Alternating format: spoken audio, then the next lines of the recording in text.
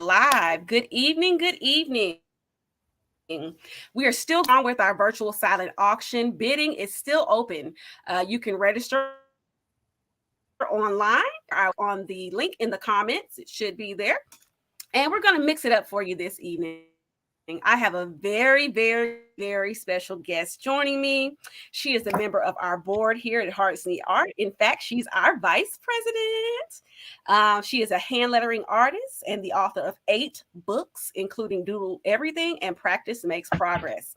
Her work was featured in advertisements for Starbucks and Gap stores, and she is the founder of AmyLatta.com. Folks, help me welcome Amy Latta. Glad to have you on tonight to chat with us, Amy. Thank you so much for having me. I love that. Thank you so much for joining. So, That's Amy, fantastic. My family never claps for me like that. So Amy, tell me how you first became involved with Hearts Need Art and what made you want to join our board. Sure. So Richard, who is our executive director, he has been a friend of mine for some time. He had a show, the Richard Wilmore Show, and when a few of my books came out, I would go on his show and we would talk about the books. Sometimes we would make creative projects. And one time as we were doing that, he just casually mentioned, oh yeah, and I'm part of this organization called Hearts Need Art that works with hospital patients. And I was like, I'm sorry, you're what? Tell me more, because it sounded like just the kind of thing that I'm really passionate about. Obviously, as an artist, I believe very strongly that the arts have so many benefits for everyone, all ages, just literally everyone benefits from embracing their own creativity, whatever that looks like.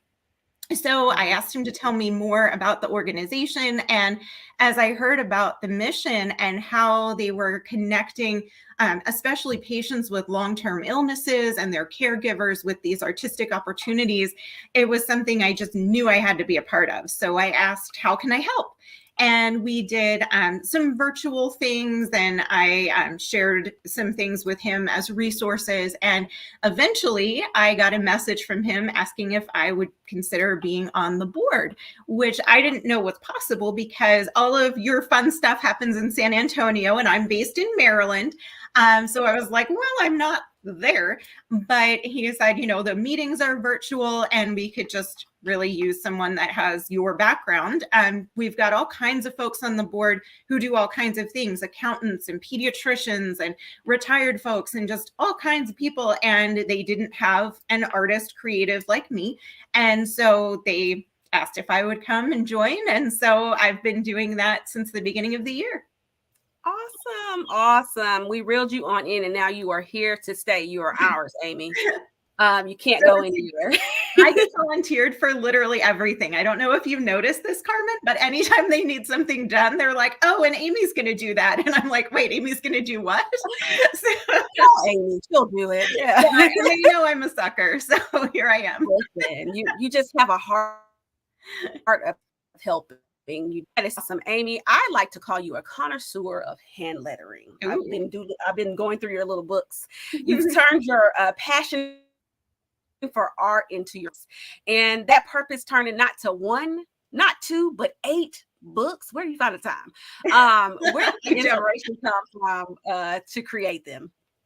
Well, the first book, years and years ago, back in 2016, my blog, which was then called One Artsy Mama and focused a little more on kids' crafts and things, I won an award, and it was called the Crafties Best Blogger Award. And part of the prize that I won was the opportunity to pitch a book idea to Chronicle Books. And so I was like, well, that's cool. I always thought that it would be fun to write a book.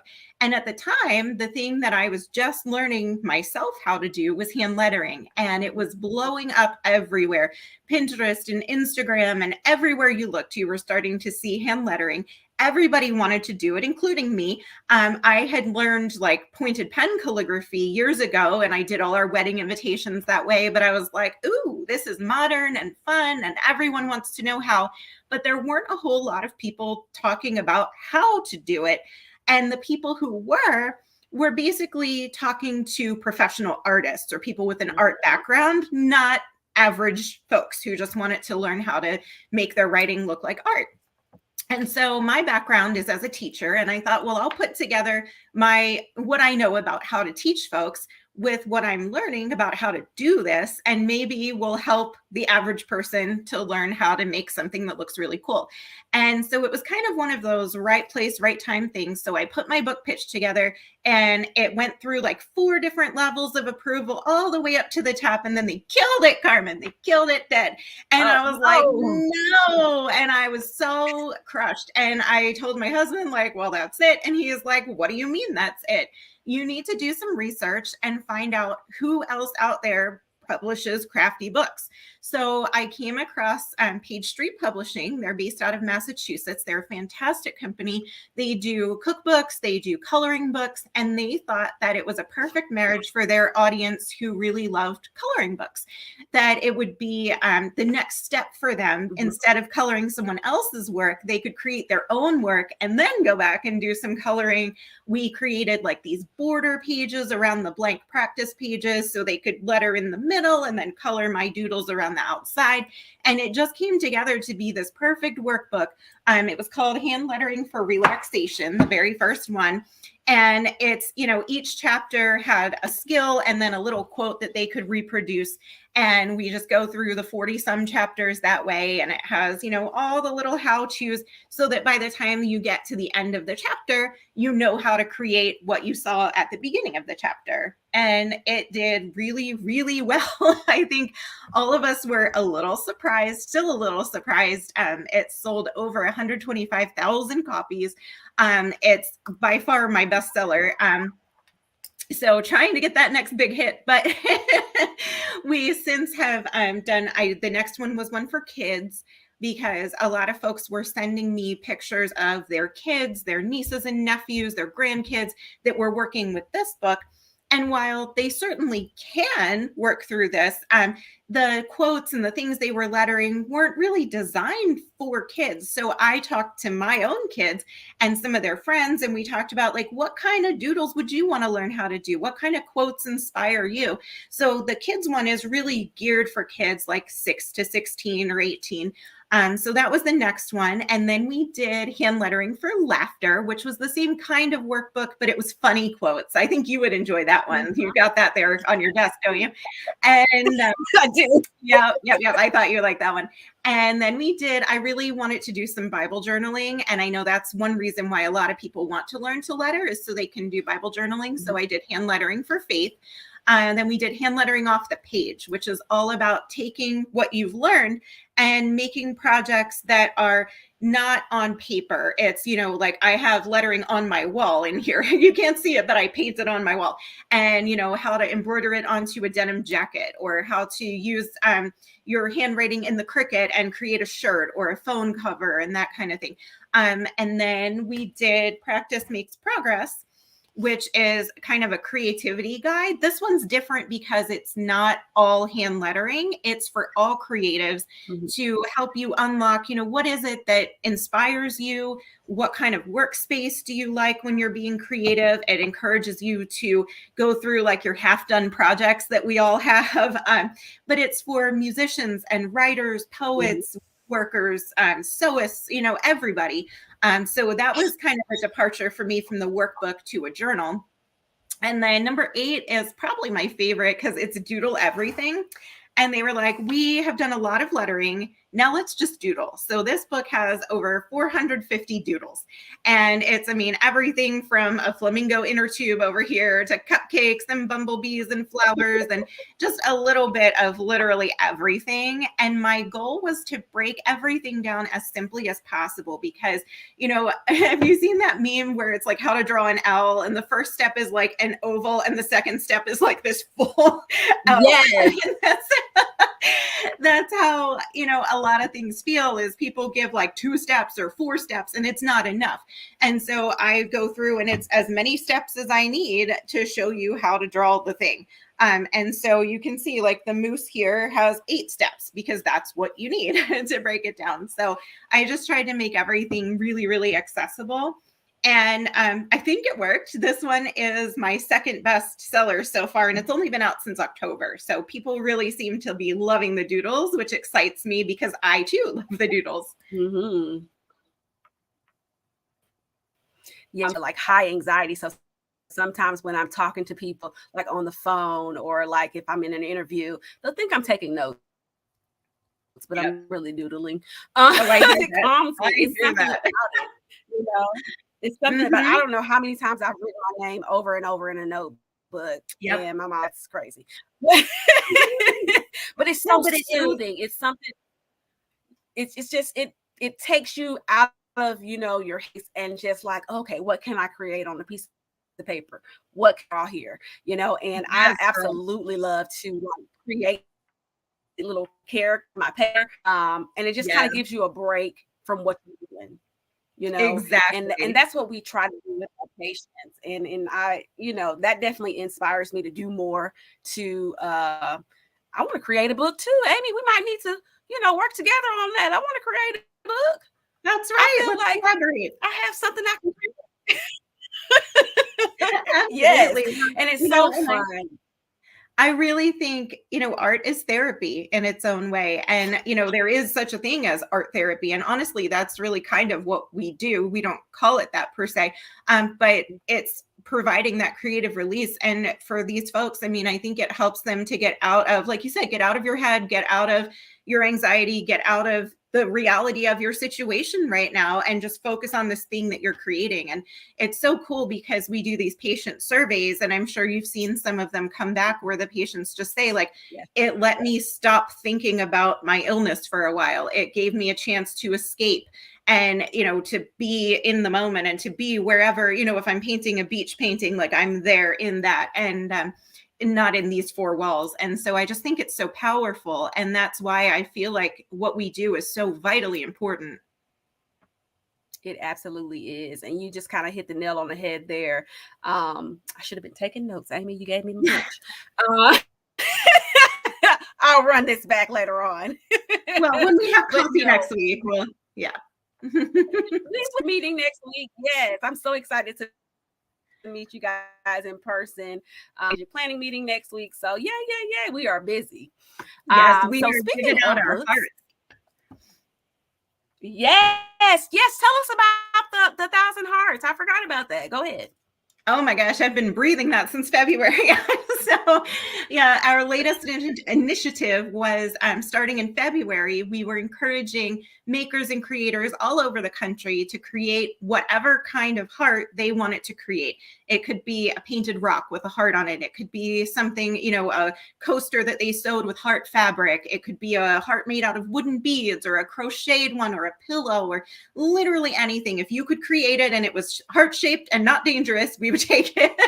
And so we put out the challenge for folks to send us 1,000 hearts. And we have a matching donor who was going to match every heart up to 1,000. And I was absolutely blown away by our response. The last time that we counted, which is not the final count, we had 3,199 hearts, which took my breath away when I found out. It just so far exceeded what I was hoping for. My best case scenario was we make our 1,000. And here we are with 3,199. And I'm like, I'm sorry, what? And I'm just so amazed by the response that we got.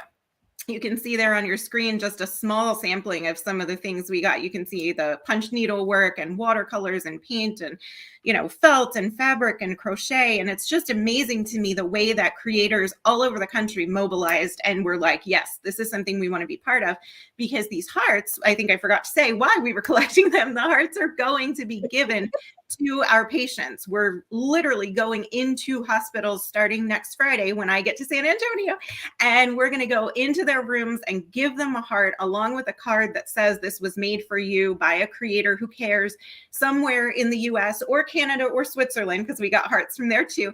And that I was like, what? And so we're going to be going physically in and bringing hope and bringing love and hugs and hearts and saying, this is for you. We want nothing from you. We just want to let you know that someone is thinking of you, praying for you, caring about you somewhere in the country. They don't even know you, but they see you and they know that you're suffering. They know that you need hope. And so that's what we're trying to bring with these. And so we have another shipment, our last shipment that we picked up last week that still needs to be counted, Richard. And we're waiting for that to get done. And then I'll be able to make a big announcement of our final total. But we had our friends at Create Room, we did a big event where I showed people some ways to make hearts, and that community mobilized in a big way. So thank you, Create Room family. Fairfield World, the folks that make polyfill, they've been helping us promote and create. Thank you. And just tons and tons of individuals all over. We had an elementary school in New Mexico. We had a Crafters Guild. I forget where they were from, but it was a really sweet Crafters Guild that sent us hundreds of hearts. We had someone who sent us, I believe her name was Martha, sent us 700 handmade cards with hearts on them. We had a 4-H club, we had a church group, and just lots of individuals too. And I absolutely am blown away by the response that we got. Yeah, I feel like this is something that we should do over and over and over again. Hopefully we get some dollars matched 100% to that 3,000, because I know we've been inching up there, but not to that 3,000. From what you say, the load that we got in this week, we might be up to 4,000. So I would not be surprised. Get to our 100% match. Yeah, because I really feel like there were people I may have to throw in a few of my own dollars. There you go. And I mean, anybody that wants to contribute and match 10 hearts, $10. That's, easy enough to do. Mm-hmm. And that goes to provide things for our art carts, the supplies, things so that we can have these patients physically creating themselves. But yeah, we just got so many hearts, and I love seeing just all the variations, all the different things that people did. And I think there were people who started when we announced it in February and just kept making and making. Like I know Mindy Henson, another Texan, she heard about it on one of my news spots, I think, and she made like hundreds of hearts throughout the time and then kind of saved them up and sent them all at the end. So I think this last shipment is going to have oodles, because I think it's all the people who were like saving them up and then like, okay, the deadline is here, now I'm going to send them out. So I think when Richard goes to count them, he's going to be like, dude, this is a lot of hearts. This during COVID, nobody had anything else to do, so and we would have been like exploding. That is true, but we couldn't have visited our patients, so no, we couldn't, but we could have them once we get back to real life. That is true, but I would never want to go back. No, never. No, I don't. I would go crazy. But thank you so much for promoting that and putting that together. Amy donated all of the items for our Need Art mobile creator kits, and we really appreciate you for that. We really, really do. We're going to bring up a picture in just a second. The kit includes a blank canvas, some paint, felt tips, markers, pens, also a few signed copies of Amy's hand lettering books and journal, and a lot more. Bidding starts at just $30. Just $30, and it could be all yours. And we're already, racking up bids. I think all three of them have multiple bids on there, so get it while it's hot. Amy, right. Thank you so much for joining me this evening. You were awesome. You were so, so awesome. I like to have you on every time, but that's more for you to do. Well, one of them we can do in person next week. We can. Listen, we'll have to videotape that and be like live from the coffee shop, Yes, please. If coffee is involved, I will be there. Absolutely. But once again, folks, our auction is live now. You can register online via our website or click on the link in the comments. Registration is open 24/7. Bidding goes through 6 p.m. May 19th. And just check out the things that we have. We have over 50 items on the site, all types of things. Mother's Day is coming up. You need that last minute gift, go ahead and bid on it and tell her it's coming. It's coming in the mail. And it's a surprise, But thank you so much again, Amy, for being with us tonight. And thank you guys for watching.